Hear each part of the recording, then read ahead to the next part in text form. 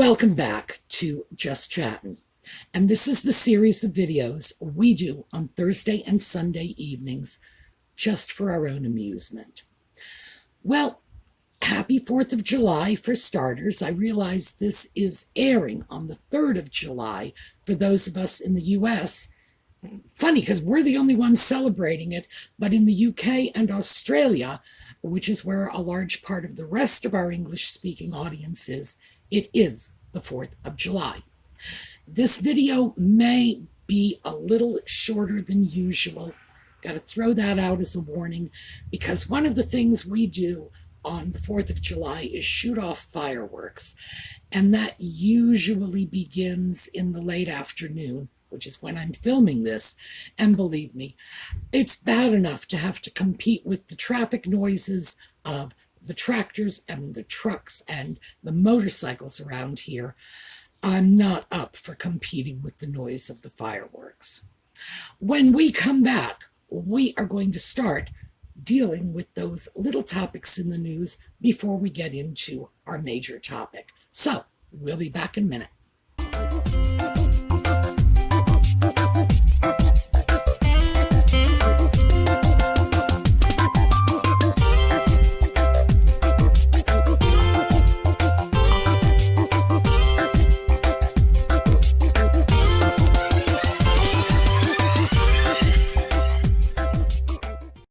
Well, I guess the first mini topic that I want to cover is Netflix and the Crown.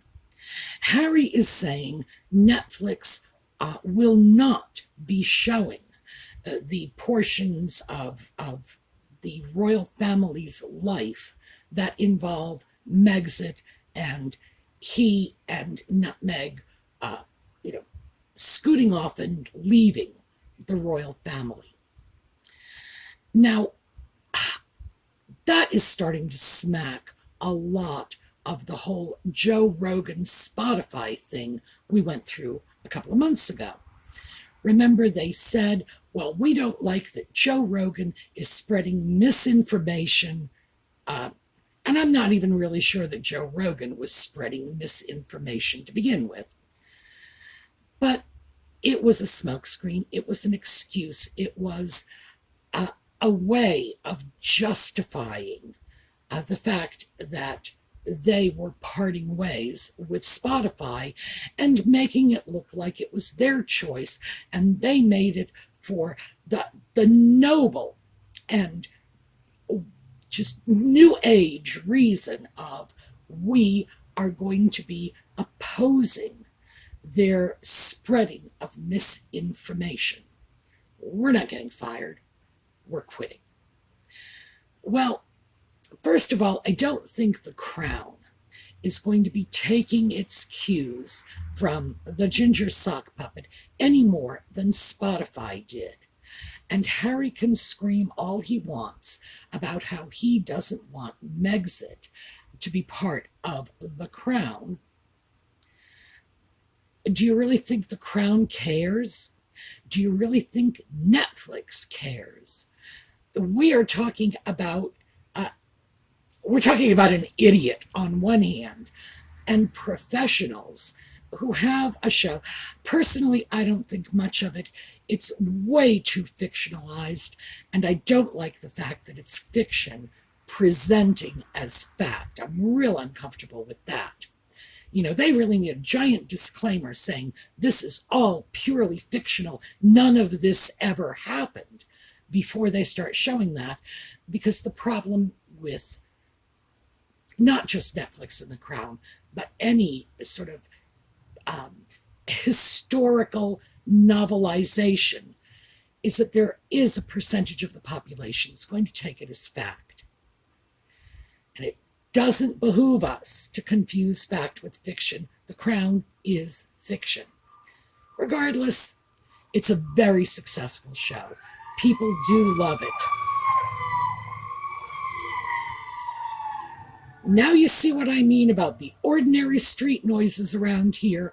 My goodness, what would I do if there were fireworks going off? Anyway, it's not my cup of tea, but people love this show. And what that means is Netflix and the production company behind The Crown know what they're doing. They're not going to be listening to Harry. He can say, I don't want anything about Megxit in this show, all he pleases. And if they wish to put it in, they're going to do it. And as I said, it's smacking of that excuse to part ways, much the same way they used Joe Rogan when they were dealing with Spotify. So, do I believe any of this is reality? No.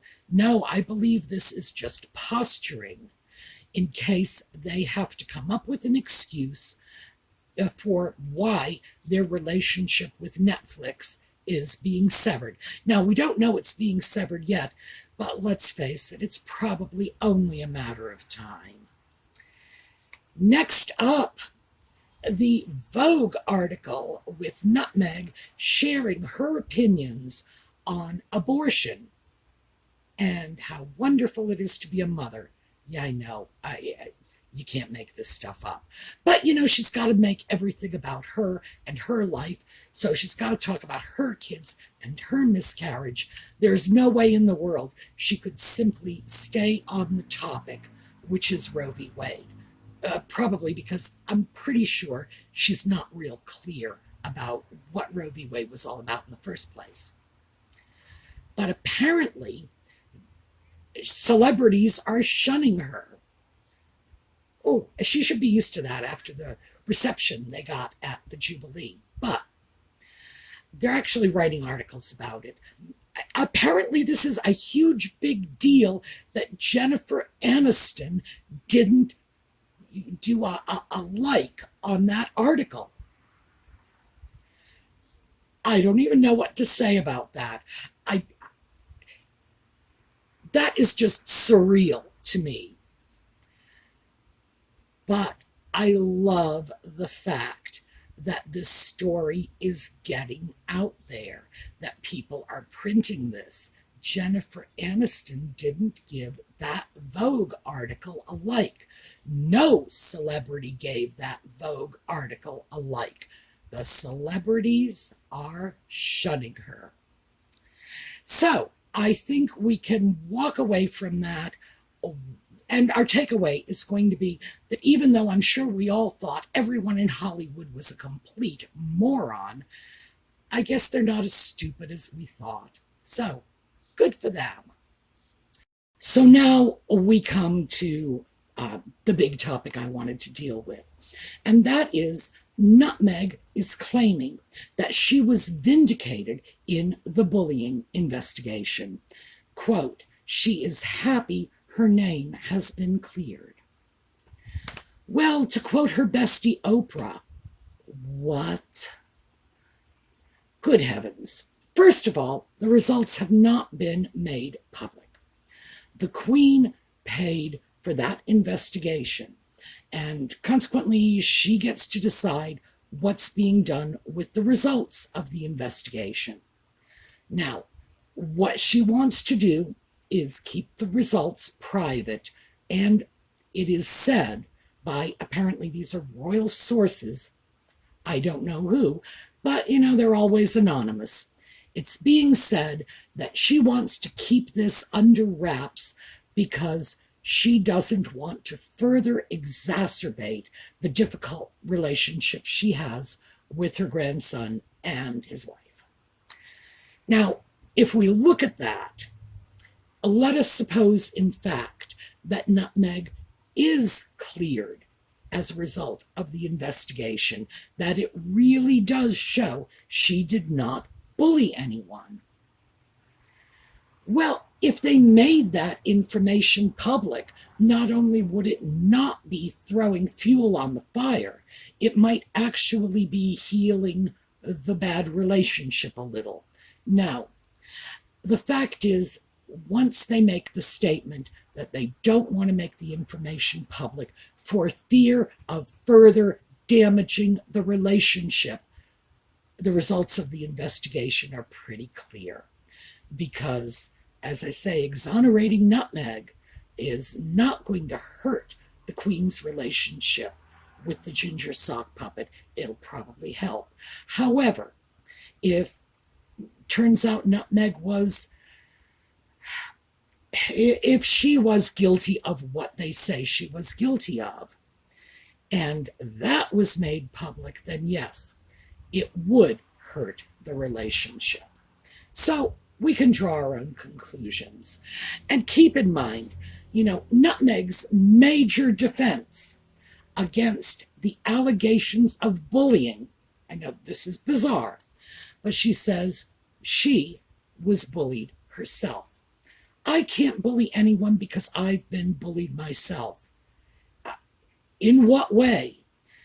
She made a lot of public declarations as part of her blog, The Tig, and certainly she described a happy, well-adjusted childhood.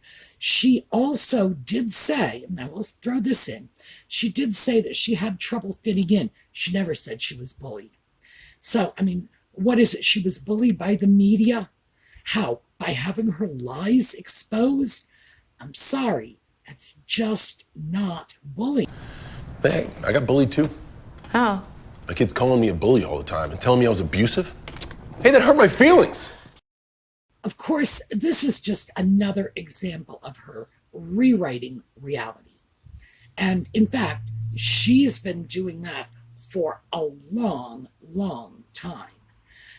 She says it, therefore it's so. Oh, I don't think so. It's like she believes that just because the words come out of her mouth and then she shares this with the rest of us, that we are so stupid or gullible or brainless or whatever that we're just going to say, she says it, that must be the way it is. It's like she's claiming, Jedi powers or something. Gosh. These aren't the droids you're looking for. These aren't the droids we're looking for. Now, this isn't new. She's been playing with this for a long time. I mentioned the Tig. We'll go back a little ways. And it wasn't that far ago. It wasn't that far back that long ago. We are talking 2014, 2015 in there. I don't think she closed that blog down until 2017. Now, at that point, she was setting herself up as an influencer. Her career had peaked, and she peaked out as the third-rated actress on a show with an ensemble cast. It's pretty low. She had nowhere to go but down. For an actress, even though I certainly don't consider that wrong side of 30 means you're over the hill, problem is Hollywood does. So, yeah, nowhere to go but down.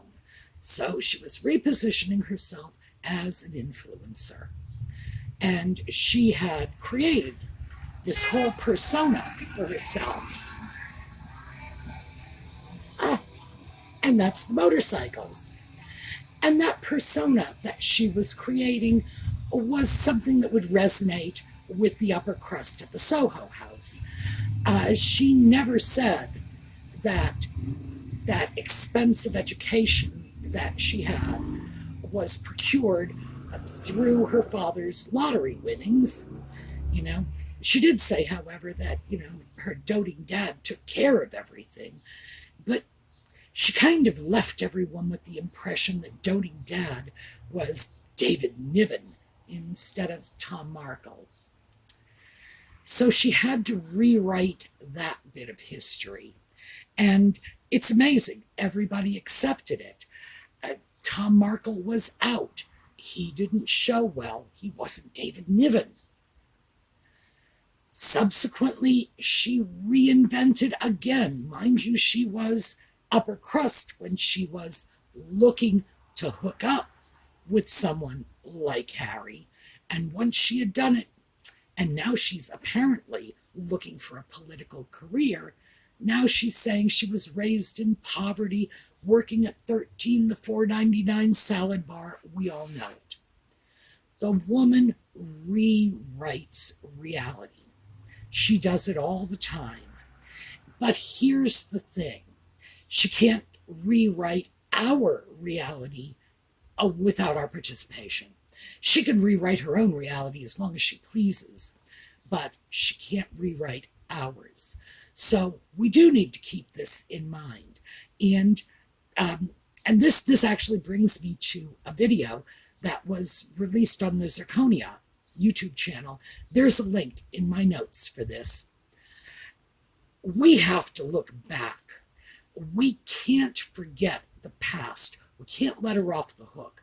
We have got to be prepared every now and then to go back 6 months, a year, 2 years, and look at what she was saying, at how much of this has been proven to be false, and how much of this she herself has rewritten and contradicted. So, what are we looking at? She was vindicated in the bullying report. Really? No. But we can't just pull back and say, we don't believe it, that's good enough. We all have to be prepared, as I say, to revisit some of the old lies from time to time, just to make sure we're not sitting back letting her get away with this. One of the things she really wants is for us to view her the way she views herself. And the truth is, she wants adoration. It's just that simple. She wants all of us to think she is the best thing since sliced bread. Linda, you're right. She's right. Linda, you're absolutely fantastic.